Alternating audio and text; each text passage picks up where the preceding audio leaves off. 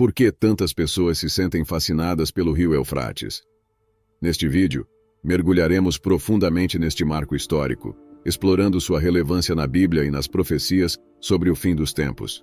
O rio Eufrates é mencionado tanto no primeiro quanto no último livro da Bíblia.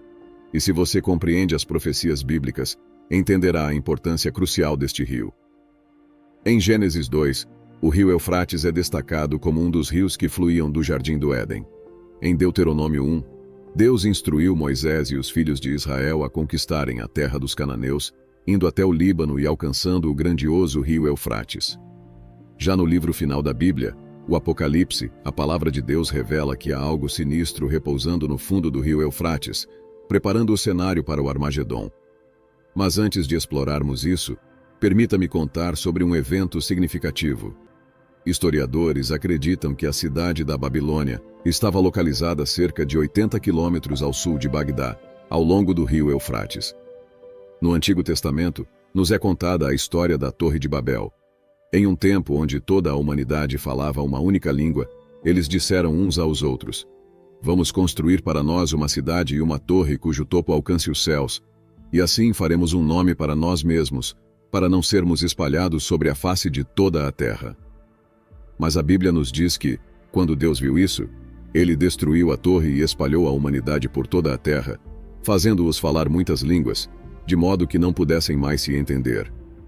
Assim você vê, o rio Eufrates tem sido um marco essencial na história bíblica. Mas e quanto ao futuro? O que o futuro reserva para o rio Eufrates?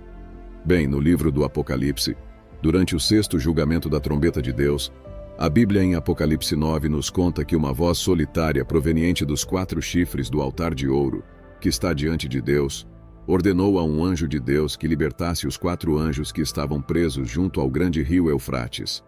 E os 4 anjos, que haviam sido preparados para aquela exata hora, dia, mês e ano, foram liberados para matar 1/3 da humanidade.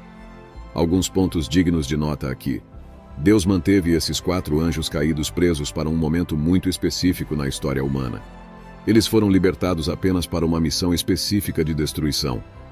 Mas por que esses 4 são tão únicos, a ponto de serem mencionados separadamente? Vale destacar que existe apenas outra criatura, que é aprisionada no abismo por 1000 anos, e esta é o próprio diabo. Mas isso acontece mais adiante, em Apocalipse 20. Isso ressalta a gravidade da situação envolvendo esses anjos caídos. Esses 4 anjos no Eufrates estão em uma categoria separada dos outros anjos caídos. Aqui está o que a Bíblia nos diz sobre a localização de outros anjos caídos. 2 Pedro 2, versículo 4 diz: "Pois se Deus não poupou os anjos quando pecaram, mas os lançou no inferno, e os entregou a abismos tenebrosos, para serem reservados para o julgamento." Então os outros anjos caídos que se rebelaram no céu foram lançados no inferno e estão acorrentados, aguardando o julgamento. Mas o que há de tão peculiar sobre os 4 anjos aprisionados no Eufrates?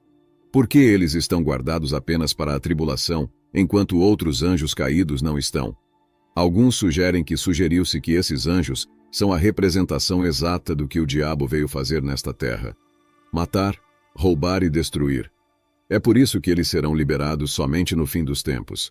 Agora, antes de prosseguir, é necessário compreender que esses 4 anjos satânicos são como nada que este mundo já viu. Imagine quão terríveis esses anjos malignos devem ser, para que Deus os tenha mantido acorrentados no fundo do rio Eufrates. O único propósito desses anjos caídos é exterminar 1/3 da população mundial. Alguns comentaristas bíblicos especulam que esses anjos podem ter sido anjos de alta patente que foram expulsos do céu junto com Lúcifer. A Bíblia nos conta que, quando Lúcifer foi expulso do céu, 1/3 dos anjos caiu com ele. Não nos são dados detalhes sobre que tipo de anjos foram lançados do céu, mas alguns estudiosos especulam que pode ter havido alguns outros anjos principais de alta patente incluídos. E este argumento vem do fato de que esses 4 anjos eram tão poderosos que Deus decidiu mantê-los acorrentados até o período da tribulação. E quando foram liberados, eles lideraram um exército de 200 milhões de cavaleiros. O que não sabemos é se esse exército consistia em cavalos reais com cavaleiros reais, se era simbólico de um exército demoníaco sobrenatural ou se era um exército moderno. Alguns comentaristas cristãos oferecem argumentos adicionais, sugerindo que esses 4 anjos no fundo do Eufrates são anjos caídos de alta patente, por causa do que nos é dito em Efésios 6, versículo 12. A Bíblia diz: pois a nossa luta não é contra carne e sangue, mas contra os principados e potestades, contra os dominadores deste mundo tenebroso, contra as forças espirituais do mal nas regiões celestiais. Dessa descrição, podemos interpretar que o diabo tem um reino, o reino das trevas. Neste reino, há uma estrutura, ordens descendentes de autoridade que são os principados ou espíritos principais, há governantes malignos das trevas, e em seguida, hostes espirituais da maldade, ou seja, espíritos malignos. Agora, alguns podem dizer: bem, isso é tudo apenas interpretação. A Bíblia não explica isso claramente. Bem, se você voltar no tempo e ir para o Antigo Testamento, houve um tempo em que Daniel estava buscando o rosto de Deus em oração, porque ele queria uma revelação de Deus sobre o futuro. Após 3 semanas de intensa oração e jejum, um anjo de Deus apareceu a Daniel. E aqui está o que o anjo disse, fornecendo-nos uma forte pista sobre os espíritos principais malignos. Daniel 10, versículos 12 e 13 diz: então ele me disse: não temas, Daniel, porque desde o primeiro dia em que aplicaste o coração a compreender e a humilhar-te perante o teu Deus, são ouvidas as tuas palavras, e por causa das tuas palavras é que eu vim. Mas o príncipe do reino da Pérsia me resistiu por 21 dias. Mas eis que Miguel, um dos primeiros príncipes, veio para ajudar-me, e eu fiquei ali com os reis da Pérsia. Assim, desde o primeiro dia em que Daniel começou a orar, Deus enviou um anjo para lhe fornecer uma resposta. Mas o anjo foi detido por 3 semanas. E não foi detido por um demônio ou um espírito maligno. O anjo de Deus foi detido por um principado, um espírito principal maligno tão forte que Miguel, o arcanjo de Deus, veio ajudar e lutar contra esse principado. Então você vê, é uma interpretação válida ver os anjos que estão acorrentados no fundo do Eufrates como anjos principais de alta patente, que talvez fossem anjos de guerra ou agressivamente malignos, quando se rebelaram ao lado de Lúcifer no céu.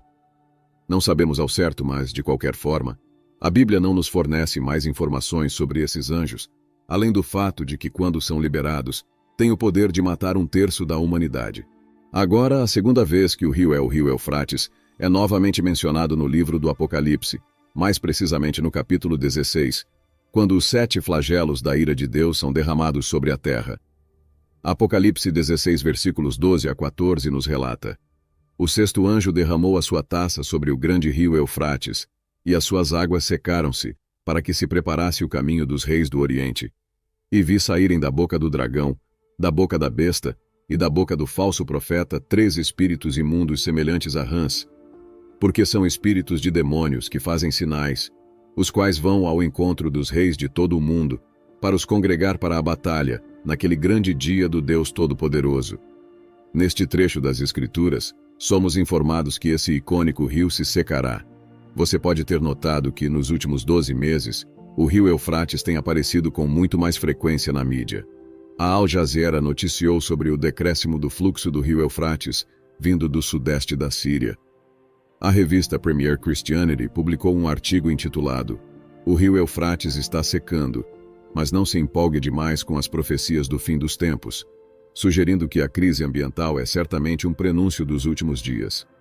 Além disso, diversos estudos relataram que o fluxo de água do rio diminuiu mais de 6% ao longo do último século, devido a barragens e projetos de irrigação na Turquia, Síria e Iraque. Apesar dessas manchetes terem atraído muita atenção e alguns acreditarem que o fim já começou, eu creio que a profecia em Apocalipse 16 sobre a secagem do grande rio será um evento muito mais significativo. É impressionante que a Bíblia diga que o rio secará para que o caminho dos reis do Oriente seja preparado. O que isso significa? Um dos eventos-chave que antecede a Batalha do Armagedon é a secagem do Eufrates. Quando esse rio se secar, ele proporcionará um caminho para que um grande exército do Oriente atravesse o Eufrates com facilidade, a caminho do Vale do Armagedon. O Armagedon só pode ser descrito como a guerra de todas as guerras. O Anticristo reunirá todas as pessoas sob sua influência maligna. Essas pessoas, leais ao Anticristo, formarão seus exércitos para guerrear contra o povo de Deus. Nessa batalha, Apocalipse 19 nos diz coisas como: Então vi o céu aberto e eis um cavalo branco. E o que estava montado nele chama-se Fiel e Verdadeiro, e julga e peleja com justiça. E seguiam-no os exércitos no céu em cavalos brancos, e vestidos de linho fino, branco e puro. Então vi a besta, os reis da terra e seus exércitos, reunidos para fazer guerra contra aquele que estava montado no cavalo e contra o seu exército. Você vê, Jesus Cristo liderará um exército celestial para a vitória sobre os inimigos de Deus. Esses inimigos incluem aqueles que se opõem à autoridade de Deus e que tratam Deus com desdém.